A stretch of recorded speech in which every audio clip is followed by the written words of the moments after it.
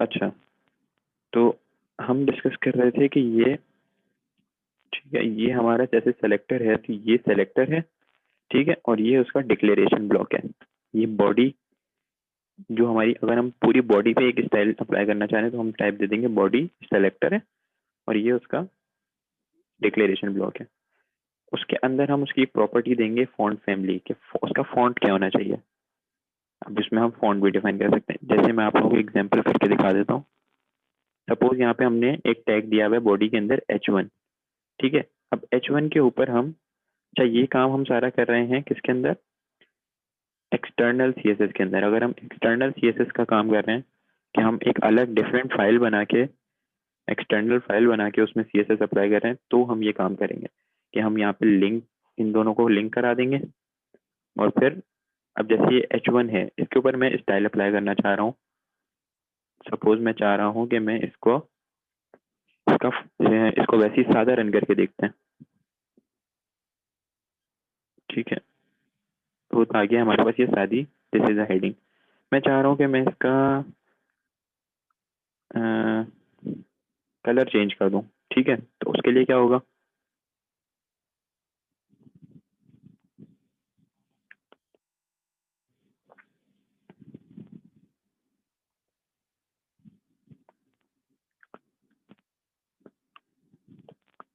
ये देखें, ये हमने सेलेक्टर बनाया H1 का सेलेक्टर, इसको ओपन करके क्लोज किया, उसमें उसकी प्रॉपर्टी दी, उसकी प्रॉपर्टी क्या है, कलर।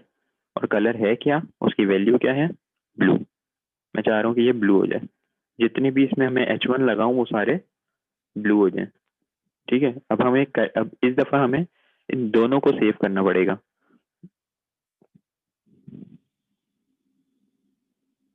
ठीक है। दोनों सेव करूंगा, इसको रन करूंगा, तो ये ब्लू हो गई हेडिंग,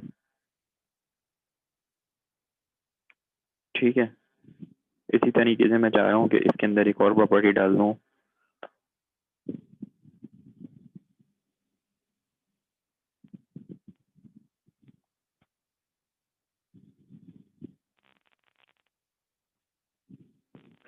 ठीक है। मैं इसका चाह रहा हूँ कि इसका साइज हो जाए कितना, 100 पिक्सल्स। अच्छा, कोई भी आपने साइज देना है तो उसको आपने देना है पिक्सल्स के अंदर। पिक्सल का हमारे पास क्या है, PX। पिक्सल लिखना है तो आपने PX देना है, उसको बताना है कि ये 100 बाई 100 पिक्सल की का ये H1 हो जाए। इसको हम सेव करेंगे,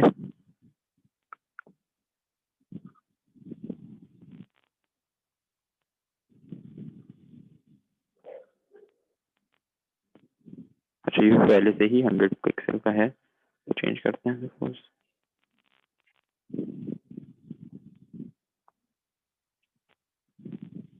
एक सेकेंड,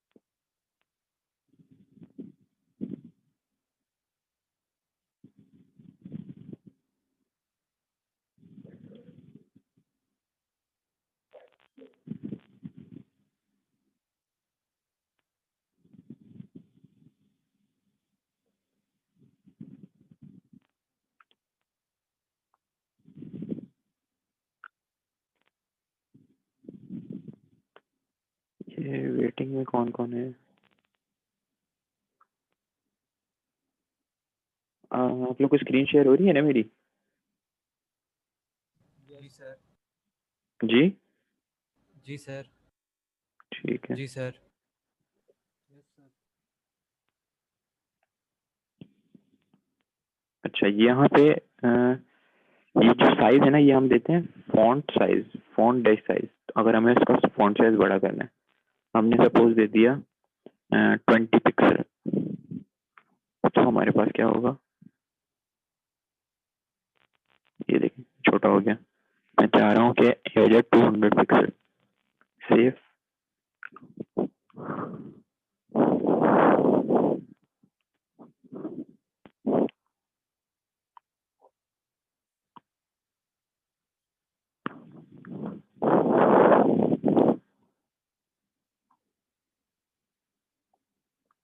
ठीक है, ये हमारे पास हो गया। ठीक है, अब हम क्या करेंगे,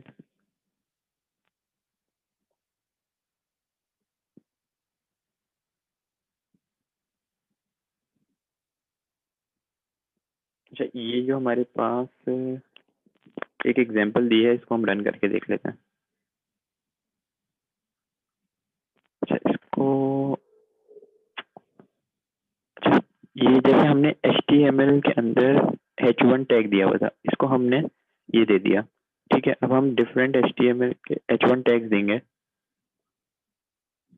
और इसमें भी हम यही लिख देते हैं।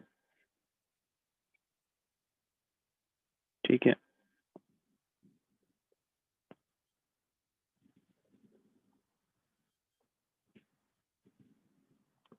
तो जितने हमारे पास h1 टैग्स होंगे ना, सबके ऊपर क्या अप्लाई हो रहा होगा, ये h1। ठीक है, अब हम सपोज इसमें h1 के अलावा कोई सपोज पैराग्राफ लिख देते हैं।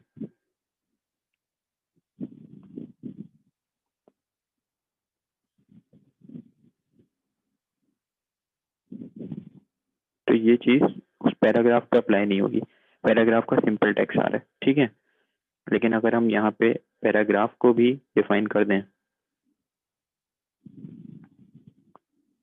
इसका कलर होगा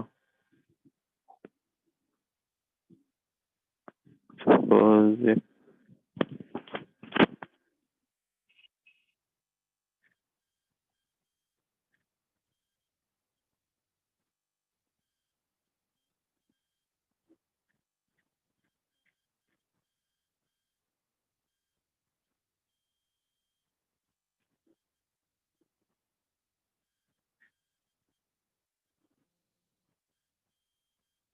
तरीके से हर हर टैग की जो है ना मल्टीपल प्रॉपर्टीज होती हैं। जिस तरीके से कलर है, फॉन्ट फैमिली है, फॉन्ट साइज है, ये आप लोग बाद में लैब में भी आपको गिवन होंगी और लैब के बाद भी आप सर्च करके भी देख सकते हैं कि कौन कौन सी प्रॉपर्टीज हैं। ठीक है, तो इस तरीके से मल्टीपल प्रॉपर्टीज हैं जिनको आप यूज कर सकते हैं, जिसमें से जो कुछ चंद है वो मैं आपको बता रहा हूँ। जैसे कि ये है कलर, आप बता सकते हैं उसका फॉन्ट फैमिली क्या है, फॉन्ट साइज क्या है, ठीक है, उसकी अलाइनमेंट क्या है।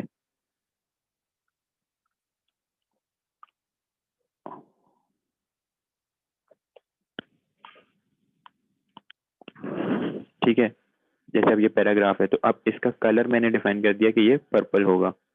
इसकी फॉन्ट फैमिली के अंदर आप जैसे इसको ये देखें, सब सबलाइम टेक्स्ट के अंदर आप फॉन्ट फैमिली लिखेंगे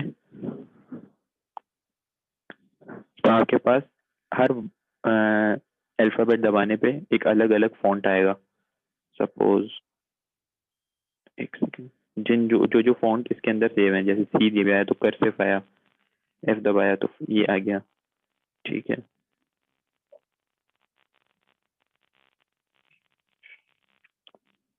अच्छा ऑल भी है। ठीक है, इसको अगर हम फैंटेसी कर देते हैं। ठीक है, और उसके बाद आपने उसका फॉन्ट साइज दे दिया 60 पिक्सल। टेक्स्ट की अलाइनमेंट दे दी कि टेक्स्ट कहाँ पे हमारे पास है, राइट पे, यहाँ राइट पे, यहाँ लेफ्ट पे, या सेंटर में देना है तो सेंटर लिख देंगे। ठीक है, ये कीवर्ड्स हैं इसके। ठीक है, तो आप इसको सेव करेंगे तो ये देखें, ये पर्पल हो गया क्योंकि हमने कलर पर्पल दिया था। फॉन्ट इसका चेंज है। ठीक है, फॉन्ट साइज इसका 60 है, अलाइन राइट है, यहाँ राइट पे अलाइन है। हम सपोज फॉन्ट इसका चेंज कर देते हैं कुछ,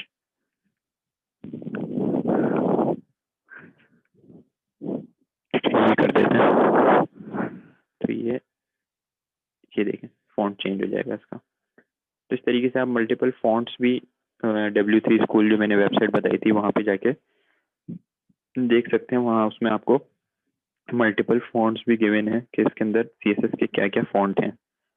ठीक है,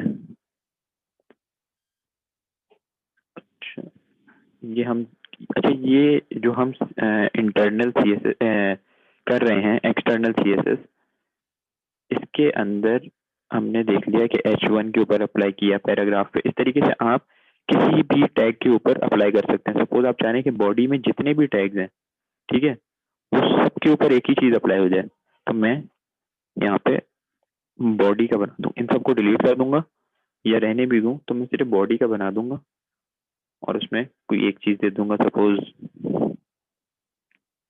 फॉन्ट साइज इन सब का 100 पिक्सल होना चाहिए। ठीक है, तो अब क्या होगा,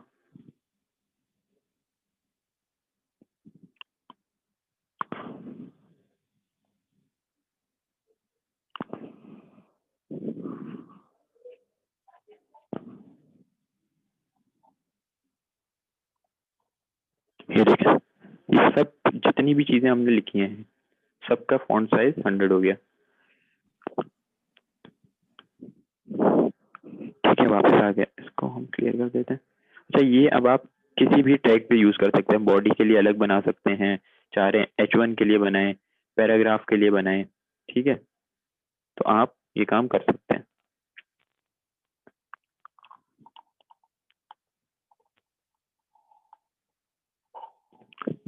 ठीक है, अच्छा आप चाह रहे हैं कि मैं एक ही चीज दो के लिए बनाऊं, अब आप ये H2 के लिए भी बना रहे हैं सपोज, ठीक है, H2 के लिए अलग आपने बना दिया कि भाई इसमें ये मल्टीपल प्रॉपर्टीज होनी चाहिए। अब आप चाह रहे हैं कि मैं H1 और H2 की प्रॉपर्टी सेम हो, तो आप यहाँ कॉमा देके H2 लिख देंगे, तो जितने H2 के टैग्स होंगे यहाँ पे उन सब के ऊपर भी यही प्रॉपर्टीज अप्लाई हो जाएंगी। इस तरीके से कॉमा देके H3 भी कर सकते हैं, ठीक है, पैराग्राफ भी दे सकते हैं, ठीक है, इस तरीके से आप कॉमा देके मल्टीपल भी सेलेक्ट कर सकते हैं टैग्स को, सबके ऊपर एक ही प्रॉपर्टीज अप्लाई हो जाए। ठीक है, अब ये चीज हो गई, हमने बॉडी के ऊपर अप्लाई कर लिया फॉन्ट फैमिली। अच्छा, ये देख लिया।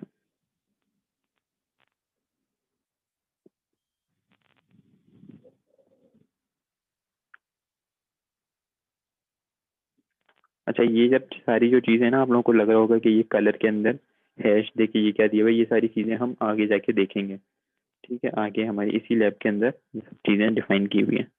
अच्छा, ये तो हो गई हमारे पास क्या चीज, एक्सटर्नल सीएसएस, कि हमने एक अलग से फाइल बनाई और उसके अंदर सीएसएस को अप्लाई किया।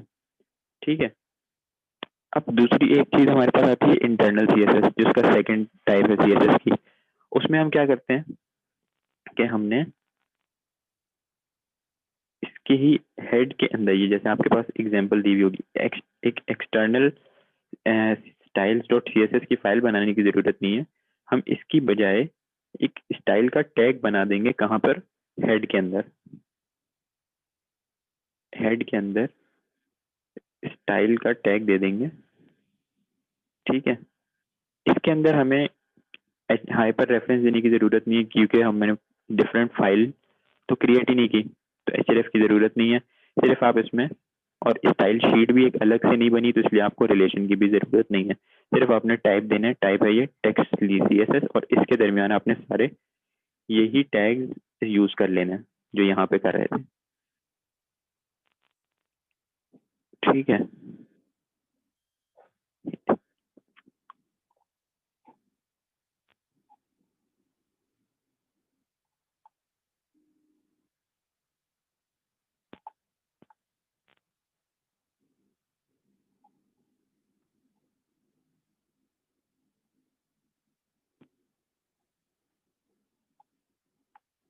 ठीक है, यही सारे टैग्स आपने यहाँ पे यूज कर लिए।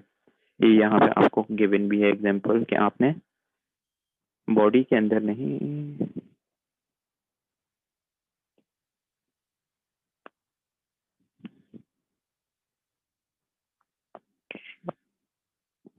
ये देखें, ये आपने हेड के टैग के अंदर डिफाइन कर दिया कि टाइटल क्या है। ठीक है, उसके बाद स्टाइल का टैग खोला, स्टाइल के टैग के अंदर वही आपने सीएसएस के सारे टैग्स डिफाइन कर दिए, इनकी स्टाइलिंग क्या होगी। ये चीज कहलाती है इंटरनल सीएसएस। ठीक है, इसको हम अप्लाई करके देख लेते हैं। कोई चेंज नहीं आया क्योंकि वही हमारे पास सारी चीज़ें यूज़ हो रही हैं। सपोज मैं इसको चेंज करके देख लेता हूँ कि हमारे पास ये, अच्छा उसके लिए हमें ये लिंक हटाना पड़ेगा। इसको हम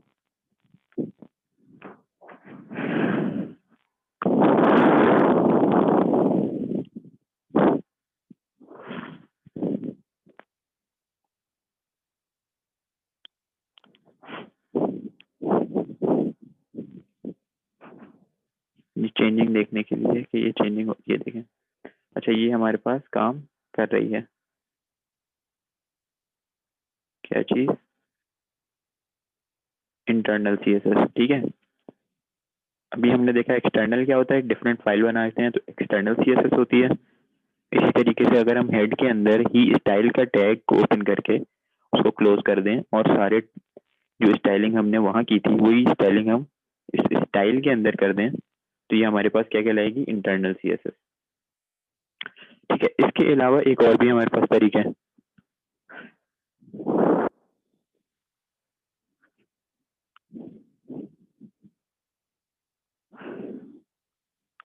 अच्छा वो तरीका क्या है, एक मिनट। अच्छा वो तरीका है हमारे पास, ये देखें, हमने एक्सटर्नल देख ली, इंटरनल देख ली, अब हमारे पास है इनलाइन CSS। क्या आपका जो टैग है उसी के अंदर आप उसकी CSS डिफाइन कर दें कि भाई ये पैराग्राफ का टैग है, इसका अंदर आपने इसकी एक प्रॉपर्टी थी स्टाइल, ये स्टाइल देना जरूरी है। इसके बाद आपने इसके अंदर बता दिया कि ये फॉन्ट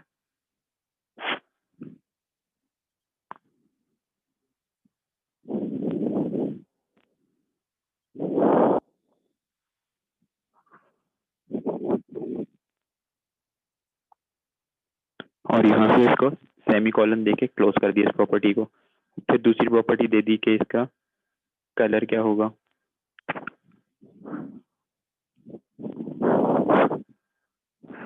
ठीक है, इसको क्लोज कर दिया। इस तरीके से इसकी मल्टीपल आपने प्रॉपर्टीज दे दी।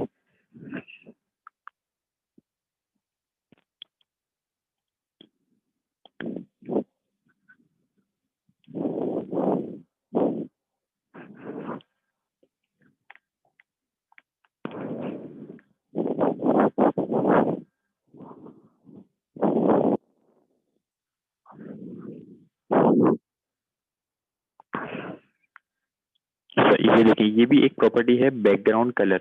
इससे क्या होगा कि जिसके ऊपर आपने अप्लाई किया है, जैसे पैराग्राफ टैग पे, तो सिर्फ पैराग्राफ टैग का जो बैकग्राउंड है वो हो जाएगा पर्पल, उसका आप कलर कर दें सपोज ऑरेंज और फिर व्हाइट, ठीक है।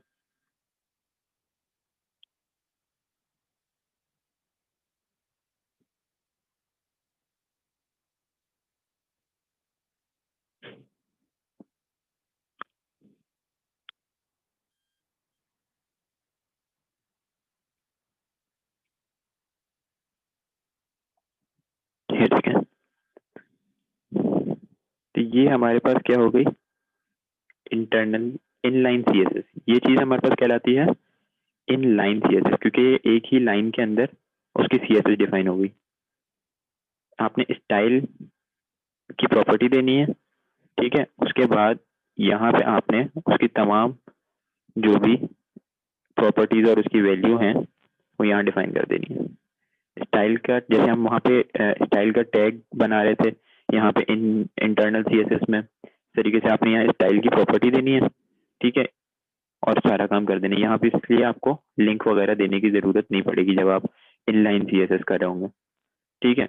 लिंक आपने सिर्फ तब देना है जब आप एक एक्सटर्नल CSS कर रहे हैं, डिफरेंट फाइल बना रहे हैं, ठीक है। तो ये तीन चीजें हमने देख ली कि इनलाइन CSS किस तरह से करते हैं हम किसी भी टैग के अंदर। अभी आप पैराग्राफ में भी कर सकते हैं, H1 में भी कर सकते हैं, बॉडी के अंदर भी ये CSS का स्टाइल बना के और डिफरेंट प्रॉपर्टीज दे सकते हैं। उसके फर्स्ट जो ओपनिंग टैग है उसके अंदर आप ये देंगे, ठीक है, और यहाँ से आपने इसको क्लोज कर दिया, ठीक है। इन सब के अंदर आप चाहें तो ओपनिंग टैग्स के अंदर स्टाइल डिफाइन कर सकते हैं, ठीक है। तो अभी तक हमने तीन पढ़ ली, इनको हम रिवाइज कर लेते हैं। वो है एक्सटर्नल CSS, डिफरेंट फाइल बना के, ठीक है, इंटरनल CSS जिसमें हम स्टाइल के टैग्स ओपन करते हैं ये, और स्टाइल का टैग क्लोज करते हैं, और फिर इनलाइन CSS के जो हम हर टैग को उसी की लाइन में डिफाइन कर देते हैं। उसके लिए हमें डिफरेंट फाइल बनाने की जरूरत नहीं पड़ती। ठीक है, ये 3 तरीके हो गए।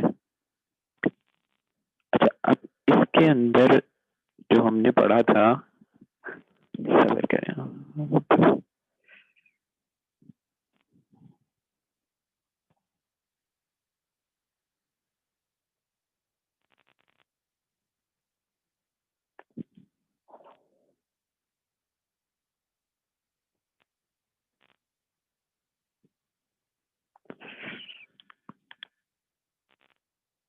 अच्छा, ये जो हमने पढ़ी थी चीज, क्या चीज? External CSS। इसके अंदर आप लोगों को क्या मसला दिखाई दे रहा है? कोई मुझे मसला बताएं कि ये जो हमने एक्सटर्नल CSS डिफाइन की है, जब हम एक वेबसाइट बनाएंगे तो इसमें हमें क्या मसला पेश आएगा? कोई मसला नजर आ रहा है आप लोगों को? सर ये H1 जो है एक तो नहीं होगा ना टैग, लाइक बहुत सारे H1 होंगे, सब पे यही कलर्स वगैरह अप्लाई करेगा। बिल्कुल सही, सेम फॉर। बिल्कुल सही। अच्छा, आप सबको ये बात समझ आई जो इन भाई ने कही है कि ये हमारे पास मसला क्या आ रहा है? मसला जी हमारे सर। पास ये आ रहा है कि हम जब H1 यहाँ पे डिफाइन कर देंगे तो हमारे पास जितने भी H1 है सबके ऊपर ये कलर तो ब्लू आ जाएगा, जैसे कि आपने देखा सारी हेडिंग्स के ऊपर। मैं चाह रहा हूँ कि इस H1 पे डिफरेंट आए, इस पे डिफरेंट आए, इस पे डिफरेंट आए, तो उसके लिए हम क्या करेंगे? उसके लिए हमारे पास ये चीज आती है। इसके बाद हमारे पास कॉन्सेप्ट आता है सेलेक्टर्स का, CSS सेलेक्टर्स। ठीक है, CSS के सेलेक्टर क्या हैं? जो हमने यहाँ पे पढ़ी कि ये सेलेक्टर है, जैसे P, इसकी ये स्ट्रक्चर के अंदर P, तो इसके डिफरेंट डिफरेंट तरीके हैं सेलेक्टर को डिफाइन करने के। जैसे कि अभी तो हमने सिंपल H1 लिखा और यहाँ पे इसको डिफाइन कर दिया पूरा, ठीक है। लेकिन हमारे पास डिफरेंट तरीके क्या हैं? वो है, एक तो है यूनिवर्सल सेलेक्टर। आपने ये स्टार लगाया और आगे ये स्टार लगाया, सपोज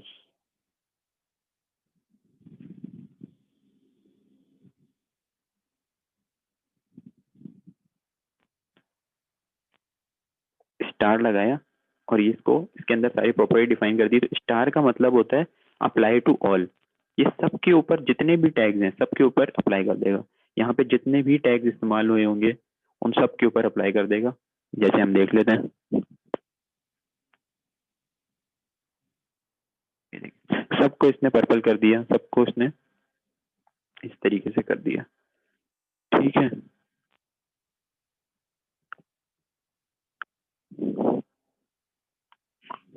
अच्छा, लेकिन आप चाह रहे हैं कि ये सबको भी ना हो, तो अच्छा, ये यूनिवर्सल सेलेक्टर से स्टार आप लगाएंगे तो सबका सेलेक्ट हो जाएगा, ठीक है।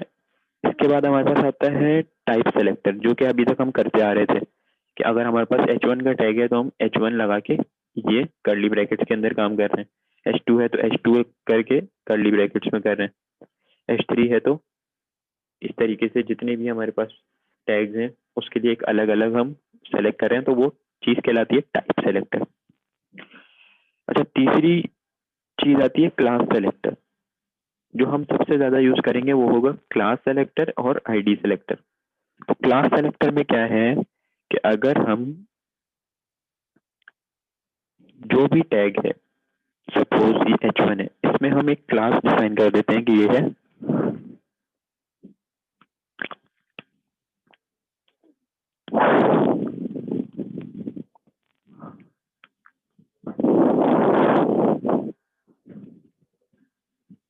ये हमने यहाँ पे दिखा दिया कि ये क्लास है कि class equals to black heading, या कुछ भी आप उसकी क्लास डिफाइन कर सकते हैं। तो क्लास को यहाँ पे हमें डिफाइन करने का तरीका है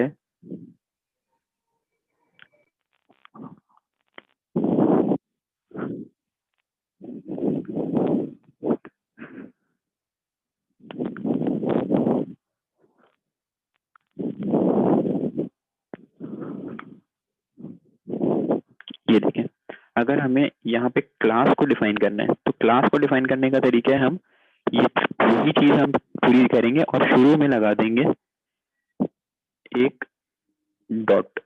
ठीक है, तो ये देखें, ये हमारे पास क्लास डिफाइन हो गई कि ये क्लास क्या है। क्लास एक सेकेंड, क्लास की है ब्लैक हेडिंग, सॉरी मैंने यहाँ पे क्लास हेडिंग लिख दी है।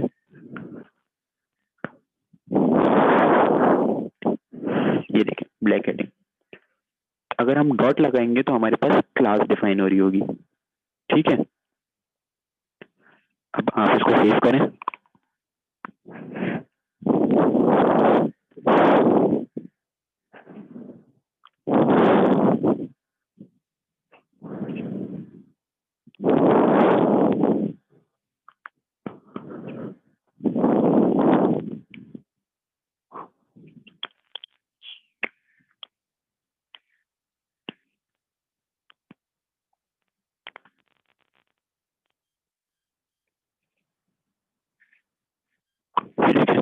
तो हमारे पास जो हमने यहाँ पे क्लास डिफाइन की थी कि हमारे पास ये वाला h1 जो है, ठीक है, इसकी हो जाए ब्लैक हेडिंग, इसकी क्लास हो जाए। अब हम चाह रहे हैं कि हम दूसरी एक हेडिंग बनाए,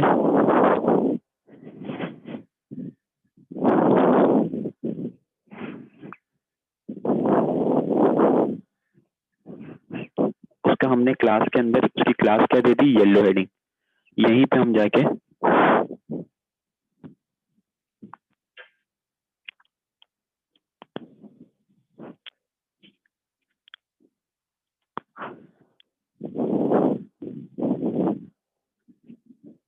इसको कर देंगे येलो हेडिंग और यहाँ पे हम कलर दे देंगे सपोज येलो।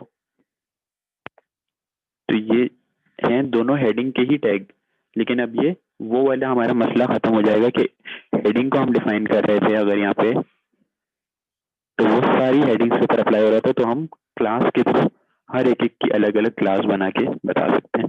इसको सेव करके इसको जब हम रन करेंगे तो ये दूसरी हेडिंग येलो कलर में आई। इसी तरीके से आप मल्टीपल क्लासेस बना सकते हैं अलग, और ये h1 के आप अंदर डिफाइन कर रहे हैं, इस तरीके से आप पैराग्राफ में भी डिफाइन कर सकते हैं, बॉडी में भी, किसी में भी डिफाइन कर सकते हैं क्लास को। ठीक है, इसी तरीके क्लास सेलेक्टर को हम डिफाइन कैसे कर रहे हैं, डॉट से, डॉट और उसके आगे उसका जो भी नेम है क्लास का, और वही आपने क्लास इक्वल्स टू उसका नेम उसके टैग के अंदर भी डिफाइन कर देना है। ठीक है, तो उस टैग को पता लग जाएगा कि मैं किस क्लास का हूँ।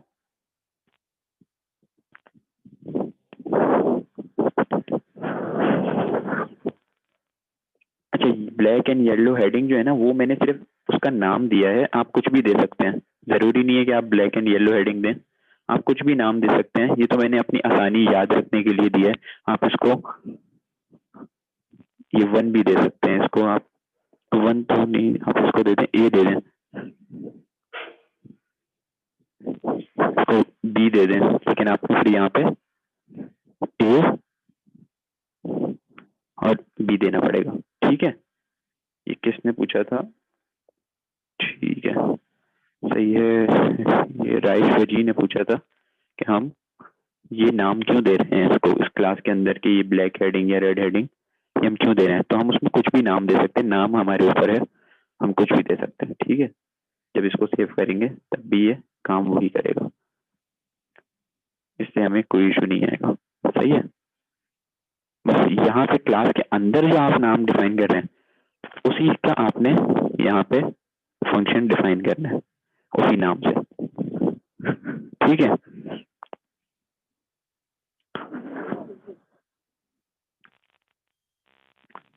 अच्छा अगर आप लोगों की अभी क्लास का टाइम एंड हो जाए ना, तो मेरे ख्याल से 8 मिनट्स हैं, अगर 8 मिनट बाद क्लास का टाइम एंड हो जाए तो आप उसको 20 मिनट्स की ब्रेक फिर उसके बाद कंसिडर कर लीजिएगा, और 20 मिनट्स बाद आप रिज्वाइन कर लीजिएगा। सही है?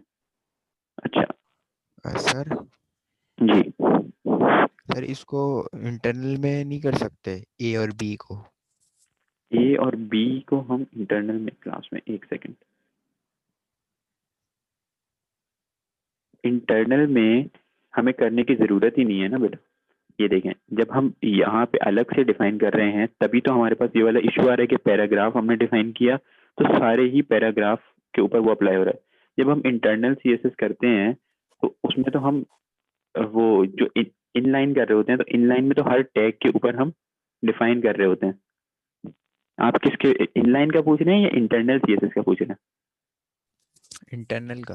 अच्छा, इंटरनल के अंदर आप चाहें तो आप पूरा यही काम कर सकते हैं, ठीक है, इसमें कोई इशू नहीं आएगा, क्योंकि आप यही चीज सारी यहाँ पे सिर्फ सिर्फ फर्क ये होता है इंटरनल और एक्सटर्नल के अंदर कि आप एक्सटर्नल में एक पूरी स्टाइल शीट अलग बना रहे होते हैं, ठीक है, अलग अलग मेंटेन कर रहे हैं, और इंटरनल के अंदर आप इस हेड के अंदर ही जो स्टाइल का टैग है उसके अंदर सारा यही वाला काम कर रहे हैं, तो उसमें तो कोई इशू नहीं है।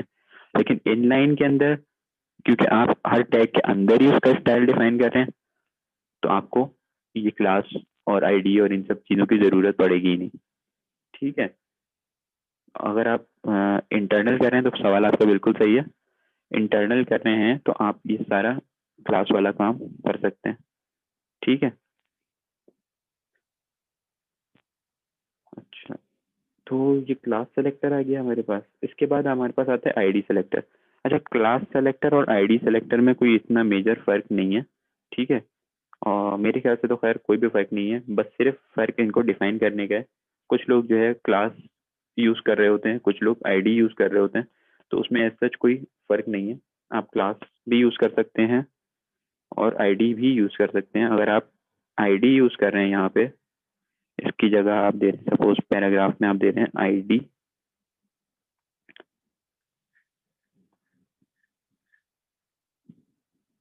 कुछ भी आप नाम दे रहे हैं, सपोज मैंने दे दिया पैरा 1, तो इसको डिफाइन करने के लिए आपको क्या देना होगा?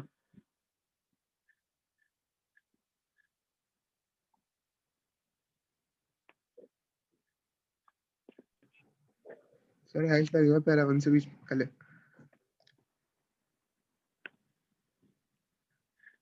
ठीक है, जब आप ये जिस तरीके से जब आप क्लास डिफाइन कर रहे थे तो आपने क्या किया था, ये उसी नाम से आपने पूरा बना दिया फंक्शन, ठीक है, और शुरू में क्लास को डिफाइन करने का क्या है, डॉट तरीका है, डॉट। इस तरीके से जब आप आईडी कर रहे होंगे तो वही सेम काम आपने करना है, ठीक है, और इसके शुरू में क्या लगा देना है, हैश। तो ये एक हैश जिसके ऊपर भी होगा वो आपकी आईडी होगी। अगर आपने यहाँ आईडी डिफाइन किया तो उसके लिए आपको हैश से उसको डिफाइन करना पड़ेगा, और अगर आपने क्लास बनाई है तो उसको आपने डॉट से डिफाइन करना पड़ेगा, ठीक है। वैसे तो इसके अंदर कोई फर्क नहीं है, आप सिर्फ आईडी या सिर्फ क्लास भी यूज कर सकते हैं, ठीक है। अच्छा, ये बाकी जितने भी सेलेक्टर्स गिवन है, चाइल्ड सेलेक्टर, डिसेंट, ठीक है, एडजेसेंट सिबलिंग्स, और ये सारे हमारे पास इतना ज़्यादा यूज होते नहीं है, तो इनको आप चाहें तो आराम से पढ़ लीजिएगा, और कोई भी चीज़ इसमें आपको समझ ना आए तो वो आप पूछ लीजिएगा, ठीक है। असल सबसे ज़्यादा हमारे पास universal selector, type selector, class selector और आईडी सेलेक्टर ही यूज होता है, ठीक है। सबसे ज़्यादातर वेबसाइट्स में हमारे पास यही यूज होता है। इन सब का ये सब हमारे पास हैं, इनको भी तरीके इस्तेमाल कर सकते हैं, लेकिन वो आपको फिर बहुत ज़्यादा मुश्किल हो जाएगी। जो असल काम के सेलेक्टर है ना, इनको सिर्फ आप याद रखें तो आपका काम होता रहेगा, ठीक है। यूनिवर्सल हमने पढ़ लिया कि सारों के ऊपर स्टार लगा देंगे तो सारों के ऊपर लग जाएगा सारे टैग्स पे। टाइप सेलेक्टर जो हम शुरू से देखते आ रहे थे कि H1 के लिए H1 को डिफाइन कर दिया अलग, ठीक है। क्लास सेलेक्टर देख लिया हमने, क्लास के अंदर यहाँ पे क्लास लिख के उसकी क्लास का नाम देके और डॉट से उसके क्लास का नाम देके उसके अंदर जितने भी आप ये सारे और मल्टीपल और भी प्रॉपर्टीज हैं वो भी यूज कर सकते हैं। उसी तरीके से आईडी है, तो आईडी के अंदर आपने हैश लगाना है, जैसे वहां पे डॉट लगा रहे थे, तो ये आपके मल्टीपल सेलेक्टर, इससे आपकी वो वाली प्रॉब्लम एंड हो गई जो आपकी एक्सटर्नल सीएसएस में हो रही थी या इंटरनल सीएसएस में हो रही थी कि आप एक पैराग्राफ जब टाइप सेलेक्टर यूज करते हैं तो आपका हर H1 या हर P1 या हर पैराग्राफ या हर इमेज या जितने भी आपके टैग्स हैं उन सब के ऊपर सेम नाम वालों पे अप्लाई हो जाता है। तो आप वहाँ पे उसकी हर टैग की अलग क्लास या आईडी बता सकते हैं। ठीक है। अच्छा सर अब ये जी सर मुझे ये फोल्डर बनाना सिखा दें, मतलब ये सबलाइम पे जो बनाया आपने तो। फोल्डर बना है ये जी कोर्स ये थोड़ा फाइल का फोल्डर। ऊपर वाला सर। ये जो फाइल बनाई है CSS की। जी सर ये सिर्फ हमने नाम देना है क्या? आपने क्या अभी ज्वाइन किया है क्लास को? नहीं सर पहले किया था, ये अंदर वाला सब मैंने समझ लिया है। अच्छा अंदर वाले आपने वही काम करना है जैसे आपने HTML की फाइल क्रिएट किस तरह की थी। कोर्स फाइल पे राइट क्लिक किया, न्यू फाइल क्रिएट की। ठीक है, ये अनटाइटल्ड आई। जब आपने इसको Ctrl+S करके सेव किया तो आपने इसका नाम दे दिया स्टाइल। सपोज मैंने स्टाइल वहां पे दिया हुआ है, पहले से एक फाइल स्टाइल क्रिएट हुई हुई है, स्टाइल्स कर देता हूँ मैं इसको। और आगे एक्सटेंशन क्या देना है, क्योंकि वहां पे HTML फाइल थी तो .html था, यहाँ पे CSS की फाइल है तो .css सेफ CSS की फाइल आ गई। यही सारा काम आप यहाँ पे कर देंगे। ठीक है। सही हो गया सर। जो ये नाम आपने दिया styles.css, जब आप यहाँ पे लिंक क्रिएट करेंगे तो यहाँ पे आप हाइपर रेफरेंस के अंदर उसका यहाँ पे नाम दे देंगे। ठीक है, जी जी सर ओके बस थैंक यू। सिंपल चीज है। अच्छा